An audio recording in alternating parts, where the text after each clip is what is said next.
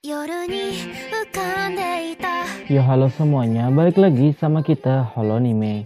Pada kesempatan kali ini kita akan membahas seluruh alur cerita Tensei Shitara Slam Dataken menceritakan seorang pria bernama Mikami Sotou yang menjalani hari-harinya dengan kedamaian dengan segala aktivitasnya di perkantoran.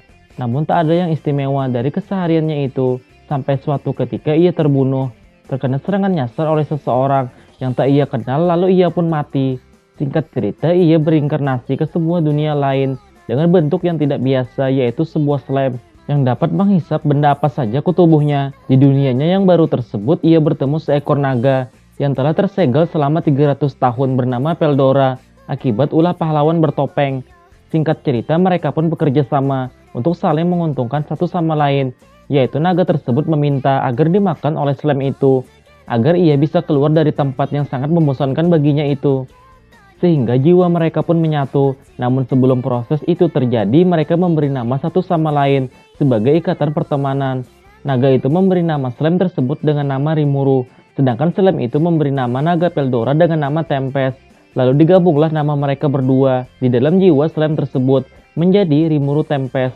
Di dunia ini terdapat berbagai ras dan dari mereka tak satu pun mempunyai nama individual. Beberapa hari telah berlalu, namun ternyata efek dari lenyapnya seekor naga Peldora membuat ekosistem menjadi kacau, yang mana monster-monster saling bertempur. Salah satunya adalah ras goblin yang desanya diserang oleh ras serigala. Singkat cerita, Rimuru menyelamatkan kesejahteraan mereka, lalu memberi nama kepada penduduk itu. Namun diketahui memberi nama merupakan sihir tingkat tinggi yang membuat penggunanya kehabisan energi dan tak sadarkan diri. Lalu Rimuru pun dijadikan ketua kepala desa di sana. Dan Rimuru juga membuat serigala itu menjadi sekutu. Rimuru merasa kehidupan barunya yang sekarang tidaklah buruk, seperti dihormati seseorang, mendapat perlakuan manis dari wanita. Lalu ada salah seorang wanita meramal Rimuru akan berjodoh dengan seseorang yang wajahnya Rimuru ketahui seperti orang Jepang. Singkat cerita, Rimuru bertemu dengan wanita yang ada di ramalan itu. Ia adalah Shizu. Ternyata diketahui Shizu dulunya juga berasal dari Jepang, sama seperti Rimuru. Pada saat itu dirinya sedang mengalami insiden serangan udara yang membuat kotanya terbakar di lahap api, yang mana ia kehilangan ibunya. Lalu pada saat itu pula ia dipanggil Raja Iblis ke dunia ini untuk dijadikan sebagai senjata. Agar bisa dijinakan, tubuh Shizu pun diberi kutukan, yaitu ditanamkan roh api bernama Ifrit ke dalam tubuhnya. Lalu peperangan pun terjadi. Raja Iblis itu lalu ikut berperang, namun sampai saat ini Shizu tidak pernah bertemu dengannya lagi. Lalu seiring waktu puluhan tahun telah berlalu hingga sekarang, tubuhnya sudah mulai melemah. Lalu Ifrit tersebut dapat dengan mudah mengambil alih tubuhnya Shizu. Singkat cerita, Rimuru berhasil mengalahkan Ifrit dengan melahap tubuhnya dan mengirimnya ke dalam dimensi lain dari dalam tubuhnya, sama seperti Peldora. Lalu setelah kejadian itu, Shizu pun telah mencapai detik-detik kematiannya. Namun sebelum kematiannya, ia mempunyai permintaan agar Rimuru melahap jiwanya. Dan ia ingin bertemu sekali lagi dengan seseorang yang memanggilnya ke dunia ini dan menanyakan maksud di balik semuanya. Lalu Rimuru pun menyetujui permintaannya, sehingga Rimuru kini telah bisa berubah menjadi manusia. Scene berpindah. Kita diperlihatkan ras orc yang sedang mengalami krisis kelaparan. Raja orc yang bernama Geld mencari jalan keluar dengan meninggalkan desanya dan pergi ke hutan Jura untuk mencarikan makanan yang enak untuk rakyatnya. Namun di perjalanan di tengah terik matahari, ia berjalan sambil menahan lapar. Lalu muncullah seorang misterius yang memberinya makan dan mengajaknya bergabung dengan iming-iming bahwa ia akan menjadikannya Raja Iblis dan bisa memenuhi hasrat laparnya itu. Tujuan orang misterius itu adalah mengumpulkan pasukan sebanyak-banyaknya untuk menguasai hutan Jura. Gel pun menyetujuinya. Lalu ia berubah wujud menjadi Raja Iblis Orc.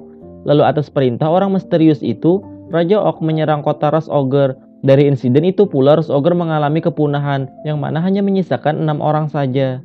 Lalu 6 ras Ogre ini berniat membalaskan dendamnya kepada ras Orc. Namun ras yang ditemuinya kali ini bukanlah ras Orc yang menyerang desanya, melainkan teman-temannya Rimuru. Setelah Rimuru melerai kesalahpahaman ini, ia pun merasa iba. Lalu Rimuru menawarinya untuk menjadi bawahannya, dan juga ia membantu untuk mencari ras Orc yang telah membasmi kotanya tersebut. Rimuru lalu memberi mereka nama. Lalu kemudian mereka pun berevolusi menjadi Kijin, yaitu adalah spesies langka yang terlahir dari ras Ogre. Dan juga dari sinilah mereka berenam bersumpah untuk setia dan mengabdikan nyawanya pada Rimuru. Scene berpindah. Rimuru pun mendapat kabar bahwa Raja Iblis Orc telah muncul Bahkan penguasa hutan Jura ras Dryad bernama Traina berharap lebih kepada Rimuru untuk mengalahkannya. Singkat cerita, Rimuru telah mengumpulkan pasukan dan juga bersekutu pada ras Lizard. Lalu Benimaru dan kawan-kawan pun mengetahui dalang dibalik penyerangan di kotanya, yaitu orang misterius yang menamai dirinya Gilmud. Ia yang ketakutan pun menyuruh Raja Iblis Orc untuk menyerang Rimuru dan kawan-kawan. Namun tak disangka Raja Iblis Orc malah menyerang Gilmud. Singkat cerita, Rimuru berhasil memangsa Raja Iblis Orc itu, dan Rimuru pun mengetahui sisi kelamnya Raja Orc itu dan juga alasan ia berbuat seperti ini. Lalu Rimuru pun memperlihatkan dimensi lain dengan pemandangan hijau yang membuat matinya raja itu dengan tenang dan damai. Sehingga dengan ini ras Dryad pun memberikan tahtanya kepada Rimuru sebagai penguasa hutan Jura selanjutnya. Lalu nama Rimuru pun menjadi pembicaraan di mana-mana, yang dikenal sebagai orang yang telah mengalahkan Raja Iblis Orc. Lalu banyak berbagai pihak berspekulasi bahwa Rimuru adalah orang yang jahat. Bahkan mereka datang langsung ke kediamannya Rimuru untuk memastikan. Namun semuanya berakhir dengan baik, termasuk kerajaan Dwarf yang kini bersekutu dengan Rimuru, sehingga kota Rimuru sekarang menjadi di bawah naungan kerajaan. Lalu ia pun meresmikan kerajaannya itu dengan nama Federal Rimuru Tempest, dengan nama ibu kota Rimuru. Tidak sampai di situ, salah satu raja iblis yang sangat kuat bernama Milim juga datang menemui Rimuru untuk melihat selak-beluknya Rimuru. Namun hasil akhirnya Rimuru malah membuatnya menjadi rekan dan juga tinggal bersamanya. Sehingga kerajaan Rimuru kian hari peradabannya semakin maju di antara yang lainnya dari segi kekuatan tempurnya, pengolahan senjata, ramuan, dan lain-lain. Sehingga keresahan ini pun terdengar bagi kelompok Raja Iblis. Lalu salah satu Raja Iblis menyuruh rekannya untuk membangkitkan monster yang setara bahkan melebihi Raja Iblis, yaitu Charybdis, dengan menggunakan wadah kebangkitannya. Charybdis adalah anak dari naga badai, yaitu naga yang telah Rimuru lahap sebelumnya, yaitu Peldora. Mereka pun menemukan wadah yang cocok dan juga dengan tujuan yang sama, yaitu salah seorang bawahannya Raja Iblis Carrion yang bernama Pobio yang telah menanam benci kepada Milim karena membuat harga dirinya jatuh atas kekalahannya saat ingin mengambil alih kekuasaan kerajaan Rimuru. Karena tidak terima, akhirnya ia pun terlena untuk mendapatkan kekuatan yang luar biasa setelah dihasut oleh badut misterius. Singkat cerita, Charybdis pun bangkit. Bersama dengan pasukan Megalodonnya, ia menyerang ke kerajaan Rimuru. Singkat cerita, Rimuru, Milim, dan dibantu pasukan yang lainnya berhasil mengalahkan Charybdis.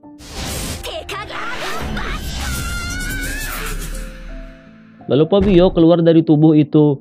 Rimuru dan Milim pun memaafkan atas semua kesalahannya. Lalu Raja Iblis Carrion meminta maaf atas kelalaian anak buahnya.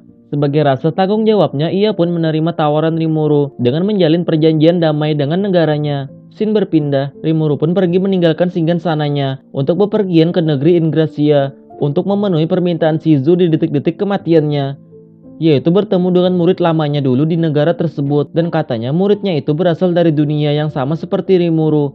Namun sayangnya anak-anak itu dipanggil ke dunia ini dalam keadaan tak sempurna untuk dijadikan senjata.